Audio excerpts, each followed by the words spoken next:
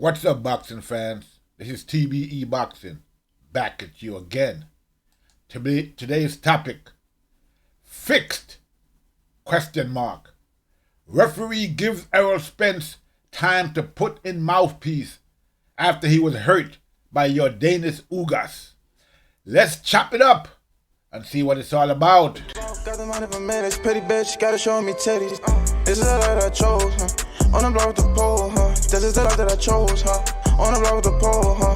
That life for riches, huh? That life for riches, huh? Pretty bitch, show me titties, huh? And I got the glaze, run up on me, I'ma make you get it. I'ma make you get it. Okay, boxing fans, let's talk some boxing. So, Spence Ugas fight was last night, and contrary to my prediction, Errol Spence stopped Ugas in the 10th round. Now, I gotta, make a few observations here. Okay, I did pick Ugas to stop Spence, but it looked like Spence stopped Ugas instead. But like I said, there's a few observations that we have to really observe here. Okay, now Spence got hurt in the 6th round. Okay, Ugas caught him with a good right hand to the jaw. Spence was hurt. Spence started looking for his mouthpiece. He went for his mouthpiece that was knocked out with the punch that Ugas connected with. Now, you know that Spence was hurt because he went looking for the mouthpiece. That's not what you're supposed to do when you get touched like that. If your mouthpiece gets knocked out, you're just supposed to keep fighting. You're not supposed to stop and then go looking for the mouthpiece. Okay, so we know that Spence was really hurt right there. So what happened that consequent to that was that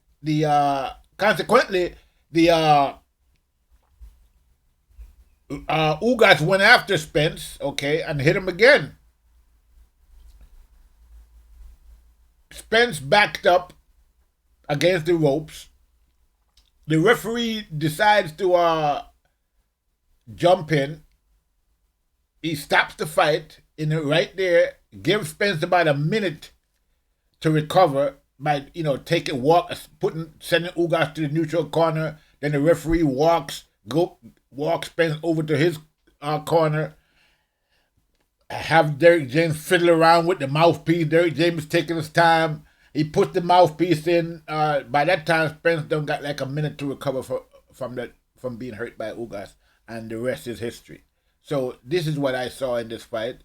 That's one observation, okay? So we're gonna keep it a buck. So the next observation is this. So let's stick with the first observation first. Now in the first observation, like I said, Spence was hurt by Ugas. The referee jumps in, stops the fight, gives Spence like almost a minute to recover. Spence recovers, and then he goes on to win the fight from there. That's the first observation. The second observation is that Ugas, after he hit Spence, after he knocked the mouthpiece out and Spence went looking for it, and he hit Spence again with the right hand, and Spence went flying against the ropes, instead of Ugas jumping on Spence and continue to press the fight, he stood back. He hesitated there. Like, he stood back for a minute, for a couple of seconds or whatever, and gave the referee time to stop the fight. That's where the referee jumped in and stopped it. Ugas should have jumped on Spence and finished him off right there and then. I don't know why he stopped right there. Maybe he thought the referee was going to stop it. Maybe, I don't know, but I wouldn't have stopped. I know for a fact that Crawford wouldn't have stopped. Okay? So, that right there, Ugas stopping there, hesitating there after he had Spence hurt instead of jumping on Spence also was another observation that I noticed in that fight. And, the reason I noticed that, it's not the reason I noticed it because it was very noticeable, but the fact is that CJ Goodfella, he always made this criticism of Ugas, and I think that criticism came, was on full display in this fight. He said Ugas, CJ Goodfella, shout out to CJ Goodfella. CJ Goodfella said that Ugás is always, he likes to observe his work. He like to step back and observe his work. And that's a fact. That was on display in this fight, because if Ugas didn't step back, to observe to admire his work, he could have finished Spence off in the 6th round. But he should have jumped on him and finished him off right there and then. But he didn't do that, and then the referee jumped in, and the rest is history, like I said. Okay, so those are the 2 observations. So the 3rd observation from this fight. Errol Spence recovers quickly. That's number 1. After he gets hurt, he got hurt, so he was in good condition in this fight. He recovered pretty quickly after the referee. Well, he had plenty of time to recover, actually. We don't know how quickly he would have recovered if Ugas would have jumped on him like he was supposed to. So we don't know what would have happened if if he'd have recovered as quickly. I doubt it, because he was pretty hurt, like I said, because a guy is hurt when he goes looking for his mouthpiece. He's not supposed to do that. He's supposed to defend himself at all times. And it's not just a rookie mistake. He was just hurt, okay? And he didn't, he wasn't sure what he was doing in there. So, but with all that being said, it was a great performance by Errol Spence. He showed versatility in there. Okay, Ugas was the bigger guy in there, and Spence basically just broke him down. He broke him down. He kept attacking. He kept moving in. He kept putting the pressure on Ugas. Even though Ugas was hurting, because he hurt Spence a couple of times in that fight, I think, to the body as well. But Spence just kept going. I mean, he was in good condition, it looks like. You gotta give it to Spence. He's he's very he showed a lot of determination in this fight. He showed he showed some skills. He showed that he has good cardio, well, for this fight anyway, and he was able to outbox Ugas. I think the main observation that we could take from this, the 3rd observation that we could take, is that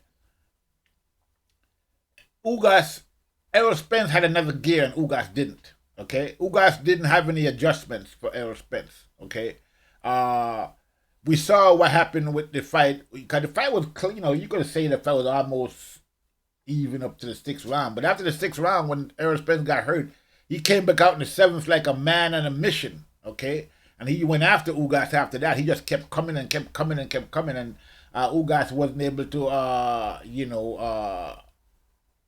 withstand the pressure that Spence kept putting on him, and as we saw, his eye was almost closed, and from what we could tell, from what we know now, he had a broken eye socket, or orbital bone.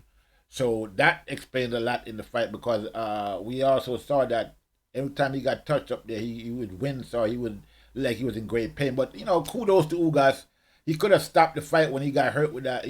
I'm pretty sure they knew that his eye socket was broken in that fight, because the way he was protecting it, he couldn't really do much after that. I don't know what round the socket was broken in, but it probably was early in the fight. Okay. But Ugas put up a pretty good fight, based on the fact that he looked like he was hurt. He looked like he was doing better before the eye socket was broken, but after that, it looked like that was the determining factor, I would think. And also the fact, like I said, that Errol Spence was really putting up a great fight. Probably he was really taking the fight to Ugás. He was moving around the ring. He was backing up when he had to back up. Like I said, Errol Spence is a versatile fighter when he has to be. Okay, like he'll come in and muscle people, when he can do that, and doesn't have to do anything else. But when he has to, when he's forced to go into his bag, he does have a bag, and he can go into that bag and come out with some stuff. And we saw that last night. So great performance by Spence. Great performance by Ugas up until the time he got hurt, till his eye socket got broken. So congratulations to both guys. It was a good fight. Now, Errol Spence, was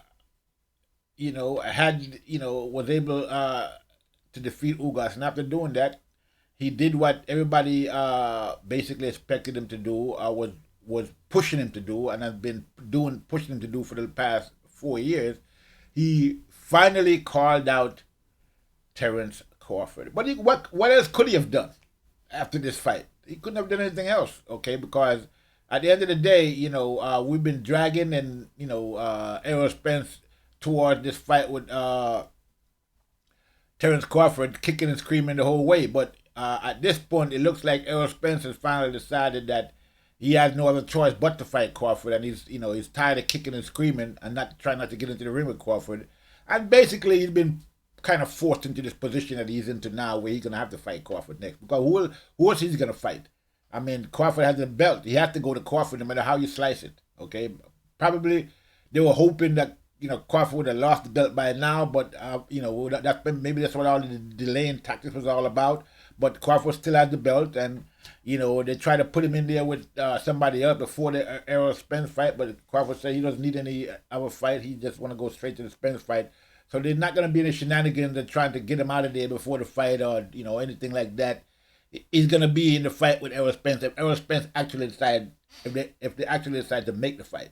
Okay, so finally we might actually get to see this fight. Now, although Errol Spence put in a pretty good performance, I guess you could say, great performance, okay, against Ugás. We're going to see how it's going to play out against the master, Terence Bud Crawford. So yeah, it should be interesting. Hopefully they make the fight as soon as possible. I mean, this is what, we in April now. That fight could be made before the end of the year, okay? Early next year. But I'd rather see it like somewhere, that fight could be made like, say, in November, somewhere around there, November, December, or October, if they decide to go for it right away. We don't know how they're going to play it. But it's going to be a hell of a fight, I would think. And Errol Spence looked pretty good in there. It looked like he's rejuvenated, and he looked like he's punching with authority, because the fact that he broke Ugás' eye socket, tells you that he's, he got some power behind his punches, even though he never really he never put Ugás on Square Street at any point in the fight, okay? Ugás was never really hurt in this fight. Never. Except for the broken eye socket. I mean, when I say hurt, I mean like he was never on Queer Street. He was never on Stanky Leg or anything like that. Errol Spence didn't, make him dizzy or wobble him or nothing like that. On the contrary, it was Ugás that wobbled Errol Spence.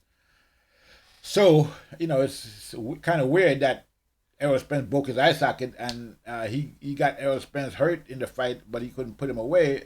He didn't put him away. Well, the referee had a lot to do with that, I would think.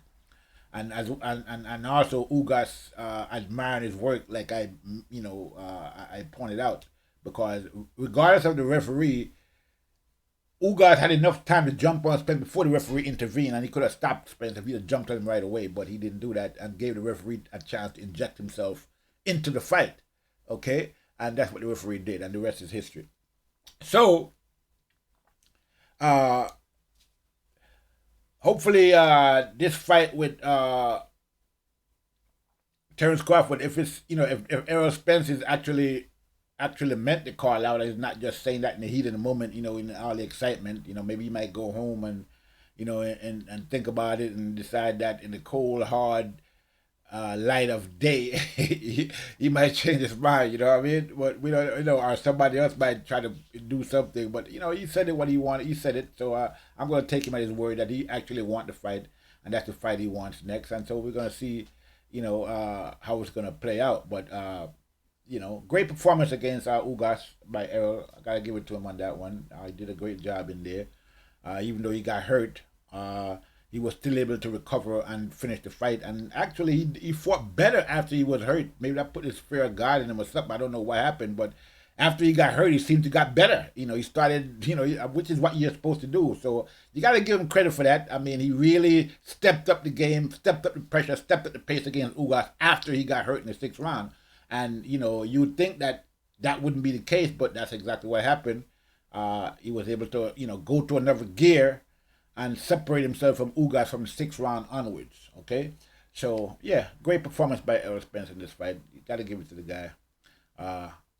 Looking forward to see if he actually is going to fight Terence Crawford. And if the fight do happen, then it's gonna be a good one, I would think. Looks like Errol Spence is back.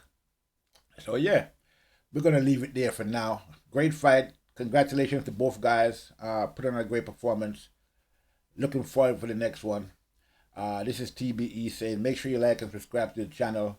Go to tbeboxing.com. Okay. Check out the latest news and headlines. With that being said, people, that's all I have for right now. I'll see you on the next one. This is TBE Boxing saying, I'm out. Got the mind of a man, pretty bitch, gotta show me titties. This is the life that I chose, huh? On the block with the pole, huh? This is the life that I chose, huh? On the block with the pole, huh? That life before riches, huh? That life before riches, huh? Pretty bitch, show me titties, huh? And I got the glaze, you run up on me, I'ma make you get it. I'ma make you get it.